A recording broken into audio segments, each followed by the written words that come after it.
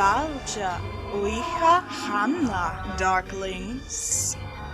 I hope your pumpkins are carved and your cauldrons are stirred, because the spooky season is upon us. And ghouls, do I have a freak show for you.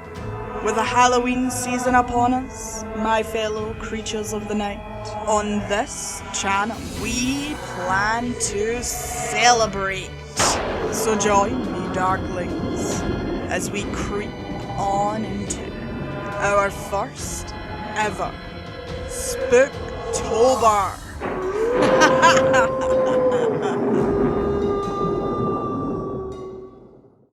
Erica and I had been friends since 9th grade. We were both an even match, equally clever, equally pretty. We were even both born within weeks of each other, and we both loved getting scared. This was going to be our last Halloween at Miller County High. We'd both turned 18 earlier in October, probably why we loved Halloween, and we really wanted to send off our final Halloween with a bang. It wasn't that Colquitt, Georgia was a bad place to celebrate, not at all.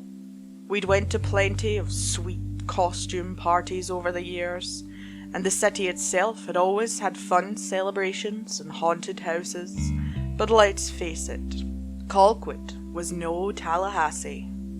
Less than 30 miles away from us, the Florida capital had everything Colquitt had, only better. They even had literal Halloween shops, and the college bars went nuts for the holiday, making Halloween a month-long celebration like Christmas. I haven't even mentioned their famous fall festival that was being held Thursday the 18th. It had everything. People in scary costumes, creepy music, even a haunted house right in the middle of downtown. Picture an elaborate horror carnival and you get the idea. One with plenty of hot college guys too. On top of all that, Erica's older sister went to Florida State and was supposed to meet us at the festival. She was over 21 and could easily sneak us drinks when we went out clubbing later. So yeah, the plan was set. I did have to tell my parents I was sleeping over at Erica's. They just weren't like us. Not like me, I should say. My parents were Hispanic and fit the cliche of being superstitious as fuck. Outside of trick-or-treating, I always had to indulge in Halloween on my own. Luckily for me, I had Erica. And so that Thursday night, me and Erica took off in her SUV. Me, her, and whatever baby shots we could steal from her mom's cabinet. We'd asked our friend Caleb to come with us, but evidently there had been some big shindig going on in Stanwick later that night. Probably one of his boyfriends would be there. Oh well, his loss, I figured. The fall festival was a blast. We'd had our shots before we went in, so yeah, nothing could top being drunk and experiencing the sheer exhilaration of going through that haunted house. Not to mention the fun me and Erica had checking out all the guys. There were so many cool vendors and performers as well. They had a guy in a Michael Myers outfit, a woman dressed up like Annabelle. She couldn't have been more than 4 feet tall. All the usual Elvira and Dracula impersonators, and all of it to the tune of creepy organ music. Hell, I think the organist was playing it there herself. It was amazing. But soon, the inevitable happened. Our buzz began to wear off, and as it got closer to midnight, the festival started shutting down. Everyone closed up, and we needed drinks. Badly. After trying over and over again, Erica finally got in touch with her sister. Of course, she was stuck at some bar called Outlaws, too drunk to pick us up. She told us to come meet her over there. I didn't want to, but what choice did we have? So we left the festival on our quest for booze. But now our phones were dead. We had no GPS, and we got lost rather quickly. Somehow, downtown Tallahassee felt fucking bigger than Colquitt, and there wasn't hardly anyone around. It was like everyone went home when the festival did, on a Thursday night in a college town. How was that even possible? We finally found civilization up ahead. A small crowd was gathering around a street corner, right outside a closed antique shop.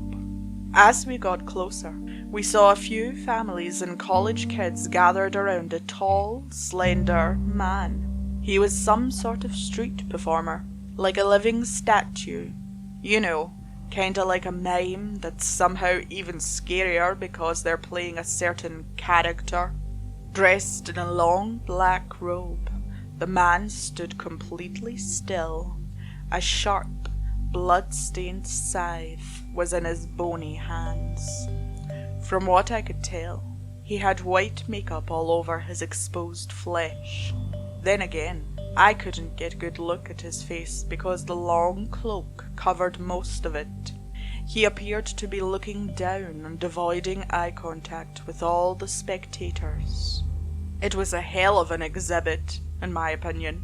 He was fucking creepy. The Grim Reaper alive and well in Tallahassee, Florida.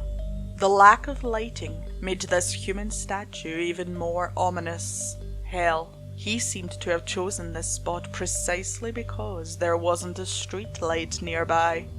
A small cardboard tip box full of spare change stood a few feet away from the man.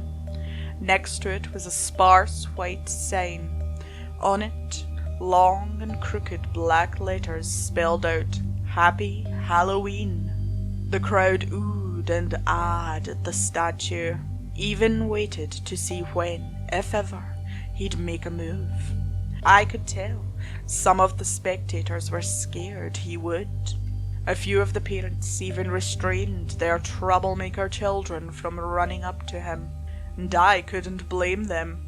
This living statue was so tall and angular, I almost wondered if his skin was actually fake and hiding a skeleton. His fingers were long as fuck, and his fingernails even longer. Jesus, they looked sharper than the fucking blade. "Badass," Erica exclaimed. I looked over at her. I could tell she was just as fascinated as I was, or should I say, just as terrified. "Do y'all like it?" a soft voice asked us. Startled, me and Erica turned to see an old lady standing right behind us. I hadn't seen her at all when we got there. Judging by her quirky attire of faded jeans and a striped hoodie, I figured she was either a modest heiress or a homeless crazy person. Honestly, I wouldn't even say she was that old. Maybe 40 or 50.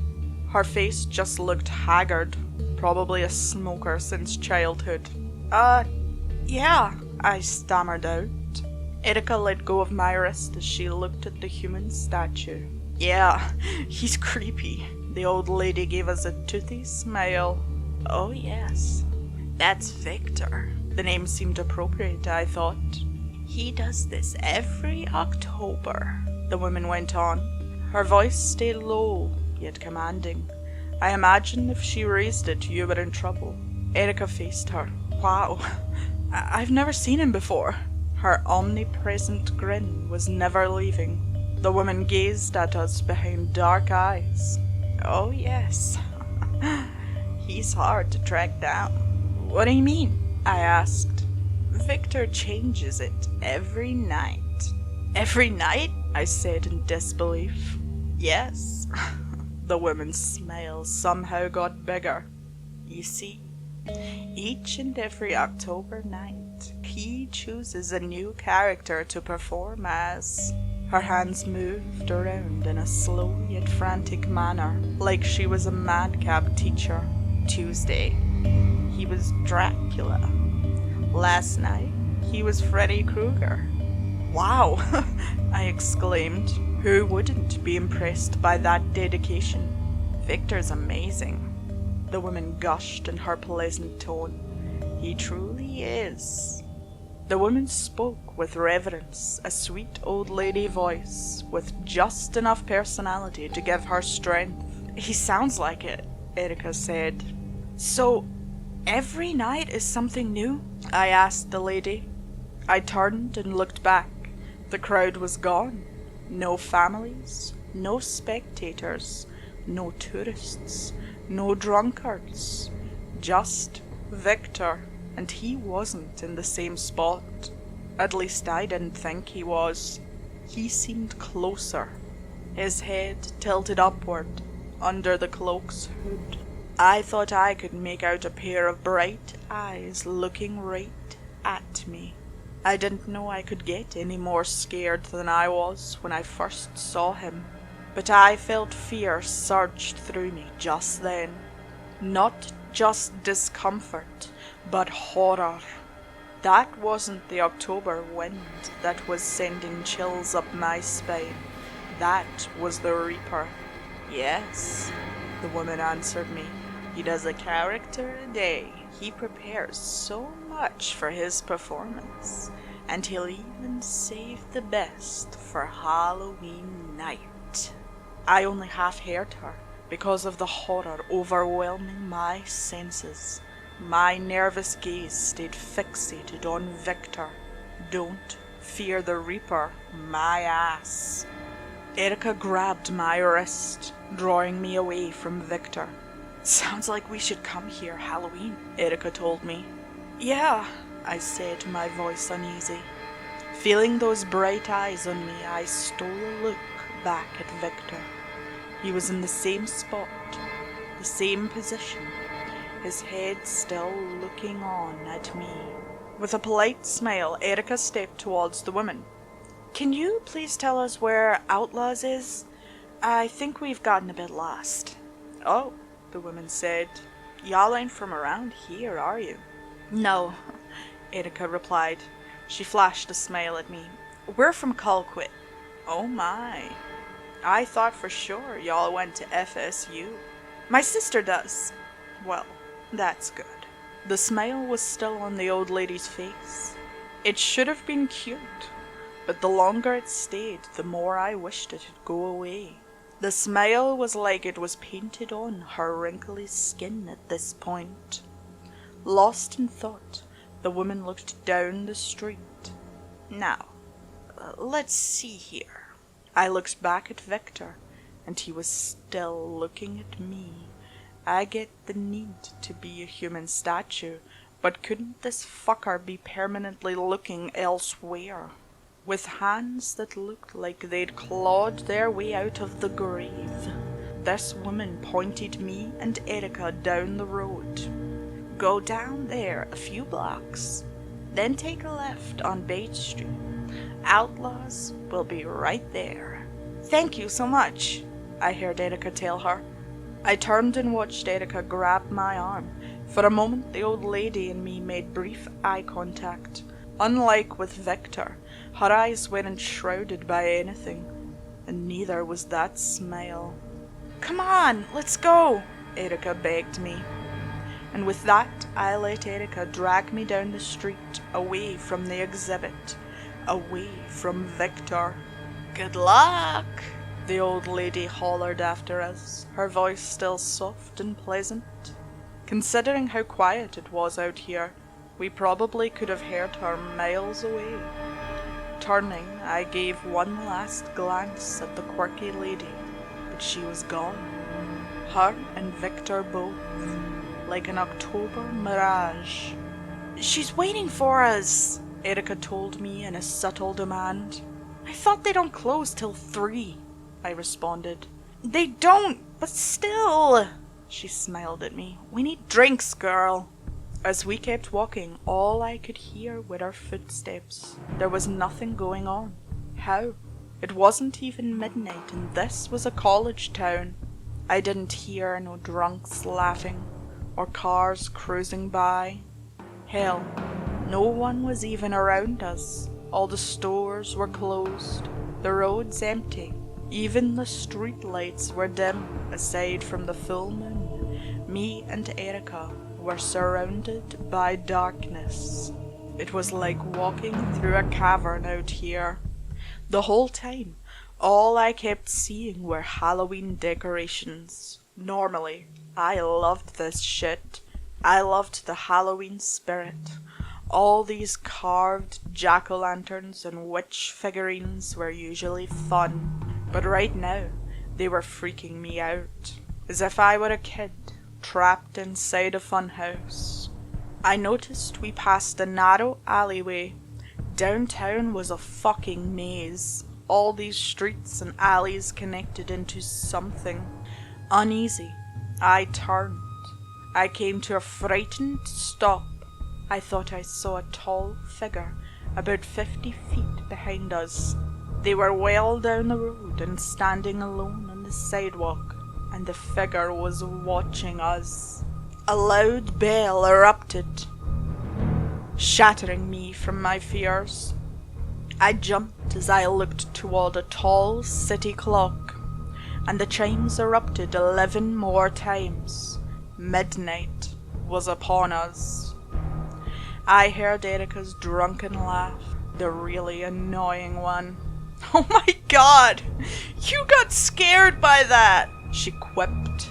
Aggravated, I flashed her a grin. "I saw something." I turned and looked back, but the figure was gone. Erica followed my gaze.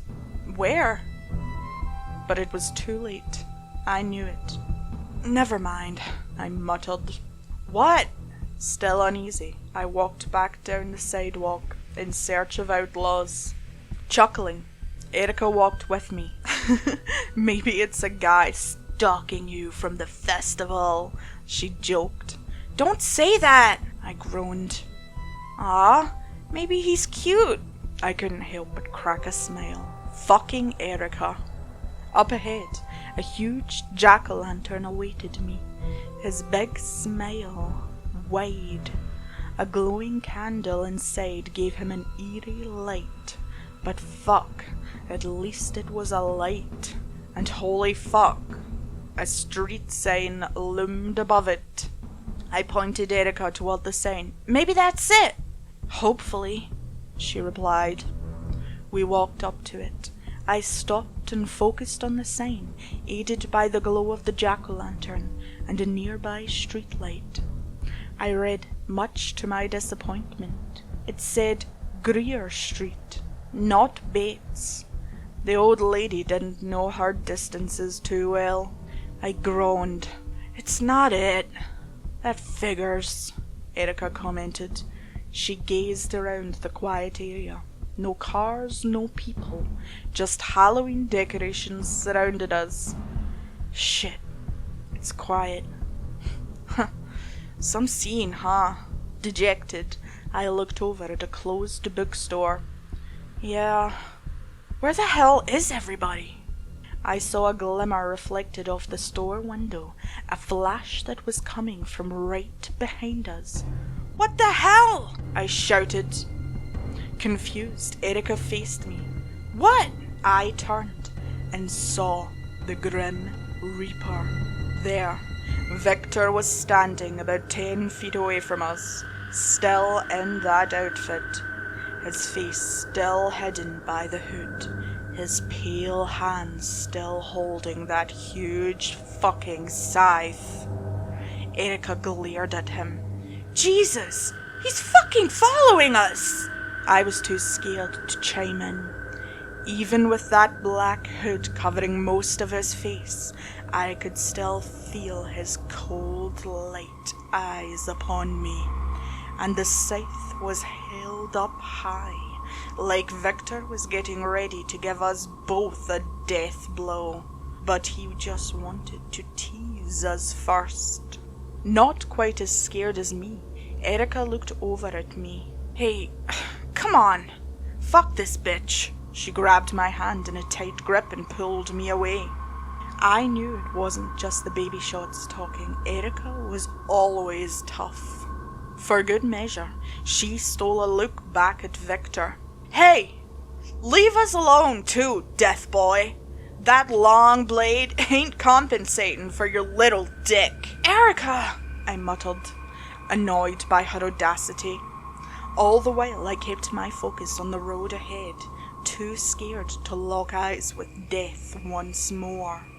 Grinning, Erica faced me. Whatever. He's just a little bitch. She looked around the district, desperate to find outlaws. He's just trying to scare us. Well, he's doing a good job. That is his job. Our footsteps echoed like we were in an empty hallway. Only we were outside, at midnight, in the city, and yet it was so quiet. Whatever, I said, flustered. Let's just go to the bar, find Taylor. We will, girl, damn, Erica chuckled. I want to get drunk too. We'll find out. And then I heard it. Our footsteps were out of sync, like one of us was lagging. But it was different. These footsteps sounded heavier, faster. Hold on, I said as I grabbed Erica's shoulder to stop her. What? Everything was silent. I heard no footsteps. What's wrong? Erica continued. Conquered by dread, I turned and I saw what I knew I'd see. Victor. He was completely still, like my vision was a spotlight that made him stop dead in his tracks. Only now he was closer, maybe 5 feet away from us, and the hood wasn't concealing everything. I made out rugged, pale skin.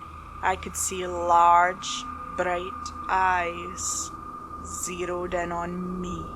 I could even make out a sliver of a calculating smile. I froze in fear. I didn't know what to say. This up close, he looked even taller. The blade so much sharper. But that didn't scare Erica. She glowered at Victor. Hey! Beat it, creep! She hurled at him in her most obnoxious and irritating tone, a voice that had scared away our most bitchiest of rivals and most annoying of exes, a voice that did absolutely nothing to intimidate Tallahassee's grim reaper. Victor's posture remained the same. He never said anything. The blade still held up high over us. Erica's words hadn't affected him. He just lurked in that same spot. One thing I could tell about Victor was that he was a method actor to its fullest. He didn't look to be breaking character anytime soon. Leave us alone or I'm calling the cops, asshole, Erica warned him. With that, Erica led me away. Just walk faster, she commanded me in a harsh whisper. I did as I was told. Our collective phonetic footsteps overpowered the nocturnal silence, and like a mirage, I saw it just a few feet away, another road, and the street sign was a sight for our weary eyes. Bates Road. We were one step closer to mixed drinks and hot college boys. Holy shit, there it is! I said. Hell yeah! Erica replied. Our footsteps continued echoing through the landscape. It sounded like it was just us. I breathed a sigh of relief. I think we're okay. Yeah, we're fine, Erica commented. She flashed a grin. I scared the Grim Reaper away. Nicely done. That's my skill. The shrill, sharp sound of a blade sliding against a window swarmed us. An unpleasant slide meant to terrify and taunt, like a killer twirling a vicious knife. Only this weapon sounded much bigger. Victor's scythe. Alarmed, me and Erica whirled around. Victor was standing right behind us. I was surprised to see him this close. It was like he'd been floating behind us all along. How else had we not heard him? Not until now, that is. And again, he was completely still. The cool wind ruffled his robe, but he never moved a muscle. All the hood would allow me to see was the big eyes and the sly, crooked grin. He'd come to a stop as soon as we honed out our spotlight vision on him. He still had the scythe pressed up against the hardware store's long glass window. We'd stopped him mid-taunt. I saw the pissed Erica about to take a step towards him, and I snatched her arm. "Let's just go," I pleaded. Her glare never left Victor. "No, fuck that!" She broke away from me and marched up to the Grim Reaper like she was gonna challenge him to a street fight. I wouldn't put it past her. "Hey, we're serious, asshole!" she shouted at Victor. She got closer to Victor. He was still unresponsive, like he was in a catatonic state of permanent creepiness. "The joke's over," Erica continued. She stopped inches away from him. He was so much taller than both of us, but like a pit bull, Erica never let height bother her. "Fuck off!" For a moment there, I thought Erica's obnoxious bravery had worked. Sure, Victor was still standing there, but he didn't look quite as intimidating. I could see his smile was gone, his pose much less confident. Erica gave him a smirk. "Pussy."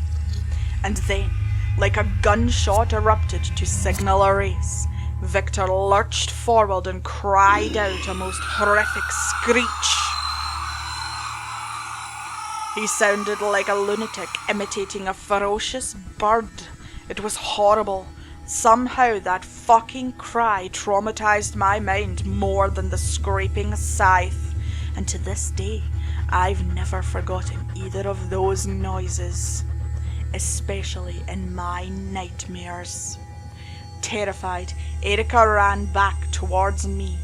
Victor chased after her, his dark shoes gliding along the pavement. He drew the scythe back, ready to strike at her flesh. "Run!" I yelled at Erica. I've never seen her so scared before. The smug confidence had been replaced by primal fear, a fear one could only get when they felt they were being hunted down by something so much more powerful than they were. Something that wasn't human. A feeling our oldest ancestors probably had when running away from powerful dinosaurs. I knew Erica needed help. She was tough but not fast, and Victor was getting closer. The hood was still somehow shrouding his face, but even from here I could see that fucking evil smile had returned. His teeth were jagged and long. They looked sharper than the blade he held. Right as Victor swung the scythe, I grabbed Erica and pulled her away, just as the weapon would have sliced into her back. The force of his swing sent a gush of wind against us, so much wind that it seemed to push us forward. "Come on!" I yelled at Erica. I felt her trembling in my grasp as I led us away. Erica breathed heavy, even in the cool night air. I felt sweat drenching her skin. And behind us, I heard Victor get closer, the unrelenting footsteps. Closer. His screech of a battle cry erupted right behind us. I saw Erica turn and glance back at him, and then I heard her piercing scream.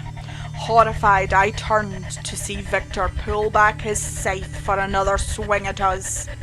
Fueled by my adrenaline, I held on to Erica and turned onto Bates Road. I felt more wind crash into our backs, the gush much harder and faster than before. Victor's blade had missed us by inches. If I was a step slower, he'd have decimated us at the same time. Together, me and Erica ran down Bates Road. I heard another one of Victor's eerie cries echoing after us. The sound of the scythe jabbing against a metal trash can made me cringe, especially the loud slicing screech the scythe made as Victor slid the blade all down the metal. Bates Road was even darker than where we were, but I didn't care. Somewhere in this void of darkness was Outlaws and so. Tired and out of breath, me and Erica stopped near an alleyway. Both of us turned and looked for Victor. We didn't hear him any longer, but we knew he'd be back. He'd keep looking for us. You think he's gone? Erica asked, her voice full of hope, but I knew there was no way she actually believed it. I don't know, I answered. I watched Erica lean against the alley. She was exhausted. Sweat kept pouring down her face. I'd only seen her this bad at the clubs on techno night. We just need to find so-and-so, I continued. Outlaws has to be there. Breathing heavy, Erica leaned up against the alley. Alright, just hold on a sec. My face froze in fear. The old woman emerged from the dark alleyway, her smile still plastered on her face. Only this wasn't a cute smile. It was a cryptic grin. Her footsteps were soft. She stalked with stealth, and she was creeping up behind Erica. I couldn't get words out. I wanted to yell Erica's name. I wanted to reach toward her and pull her away like I did earlier, but the terror was too much. I couldn't be the hero. I was too fucking scared. Erica saw the horror on my face, and judging by the way the old lady's dark eyes looked on at me, I could tell she knew I was fucking terrified too. She knew I'd be too afraid to do anything to stop her. Sarah, Erica began. She took a step towards me. I wanted to scream. I wanted to take us away, but I stumbled on my words. I lifted my arm in slow motion. All I could do was look into the old bitch's harrowing eyes.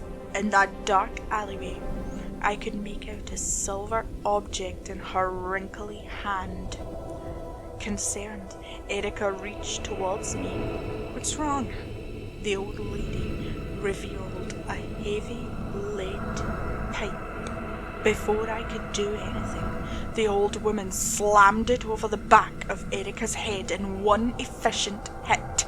Blood shot out through the darkness. I could see it coat the alleyways with red paint. Erica hit the ground unconscious. Blood tainted her blonde hair like a red dye. And then I heard the old lady give a chilling laugh. Horrified, I looked at her. She pointed the blood-stained lead pipe at me, marking me with both the weapon and her wicked laughter and those dark eyes. No! I screamed. I looked down at my best friend lying in the dirt with a bleeding gash in the back of her head. Tears slid down my face. If I'd had helped, if I'd had just said something instead of being a total chicken shit, I could have saved her. Wielding her pipe like a dagger, the old lady approached me. Her laughter continued, more manic and deranged than ever. It blared through the alley as if it were blasting off speakers. Behind the tears, I looked back at Erica. I'm sorry, Erica. A huge slam behind me startled me. Screaming, I jumped back in fright. Then I screamed louder. Victor stood right next to me. The hood still hid his face, but the smile of jagged teeth was clear as day. Letting out his shriek, he yanked the scythe back away from the alley wall. I looked back and forth between Victor and the old lady, between the horrifying smile and the deranged laugh. They stepped closer toward me, cornering me against a wall. With a wild screech, Victor held the scythe out toward me. I watched the sharp tip inch closer to my face. Then my eyes scurried over to Erica. She was bleeding so much, a pool had formed around her. Fighting my fear, I confronted Victor. He pulled the scythe back, ready to commit his death blow. I took a deep breath, just like me and Erica used to do in yoga. I prepped and relaxed. Right when Victor swung the blade, I ducked and avoided its fatal touch. The weapon clanged against the hard wall. Victor cried out in frustration. Using all my might, I kicked him in the chest. He slammed back against the other side of the alley. His cries were filled with pain rather than sadistic glee. No longer laughing, the old bitch came hurtling at me. I shoved her to the ground. I even got to see her tumble into Erica's blood. I saw the disgust in her dark eyes, the smile wiped off her face. I wanted to laugh, but I knew I didn't have much time. I reached towards Erica's body. A loud screech sent me jumping back. I watched Victor lift up the scythe. I needed help. Even fighting an old lady, I couldn't take down both of them. I turned and hauled ass the other way as fast as I could. I left that alleyway far behind, the old lady, Victor, and even Erica. Get her help, I told myself. Just get her help. You can save her. Behind me, I heard the old lady throw the pipe towards the ground. I wanted to tune them both out, but I couldn't. No matter how far I got away, the voices echoed from the alleyway. Victor's shrill cries in particular, his cries reminiscent of a frustrated beast.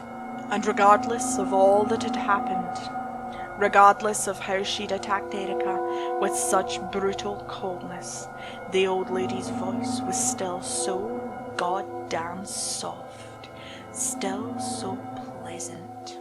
"It's okay, Victor," I'd heard her say. "It's okay, sweetie." The delicate voice haunted my mind as I raced over to Outlaws. Even inside, I didn't feel safe. I could hear the old lady, Victor's screeches, the wind from each of those manic swings of the scythe, and the paralyzed helplessness I'd felt watching Erica get knocked out. Everyone thought I was crazy. No one wanted to believe me, but I was right. When I showed the police the alleyway, Erica's blood was everywhere, even that lead pipe. But there was no Victor, no old lady. The Grim Reaper and his accomplice had vanished right into the night. That was all last night. The investigation into Erica's disappearance is ongoing, and there's been no answers. People remembered seeing the old lady and Victor. They know what Victor does around Halloween, the moving statue guy. They just don't know who he is. There's no records of him anywhere. No real name. No nothing. I heard the police couldn't find them, but as I write this at 11 o'clock on the loneliest Friday night I've had in years, I can look out my bedroom window and see them. I told the police they'd come back. I told them they had to, because every night Victor had to put on a new exhibit. It was his life, his October ritual, and the latest exhibit is his most disturbing, because it has Erica. Erica's still alive. I see her bound and gagged in duct tape, her body strapped down to an old operating room table. Her terrified eyes look right at me, eyes that beg me to come outside and save her. Raised just a few feet above her vulnerable neck is a long, blood-stained machete. It's held in place by Victor. Tonight, he's Jason Voorhees, complete with the crude clothing and ominous hockey mask. He's ready to lower that blade straight into Erica. He's ready to decapitate her right in front of me. Standing right next to him is the old lady. The blue sweater and ruffled curly hair gives her part away. Jason's mother, Pamela Voorhees. Erica in the role of Jason's latest victim. The cardboard tip box was waiting right by the table, as was the sparse Happy Halloween sign. Even the wound on Erica's head had all been mended up. All three of them even wore makeup. All of them were playing their parts to perfection.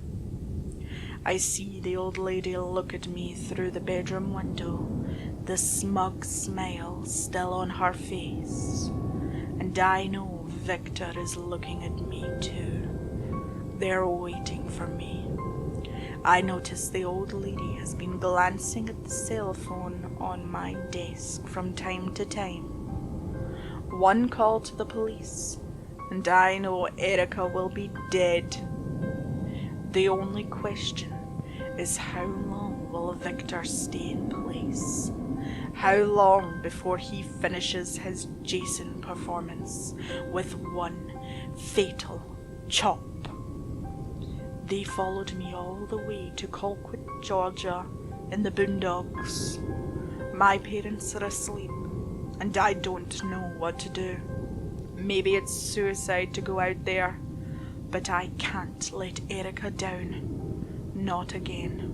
Not after how I bitched out on her last time. I abandoned her. Now I have to save her. My best friend is alive, and she needs me.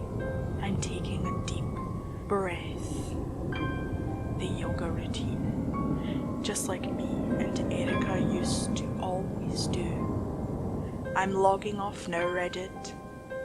I have to go out there and face them. They'll kill her by daybreak, and they'll kill her if I call the police. I have no other choice. I can't let Erica go. I can't leave her to die again.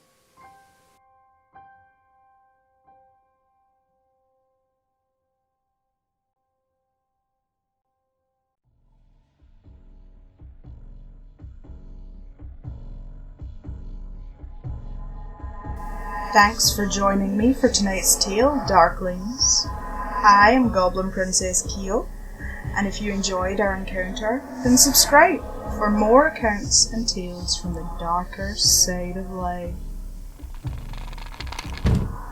Ah, the broom fell. Company is coming. Sweet dreams. Meet you back at midnight.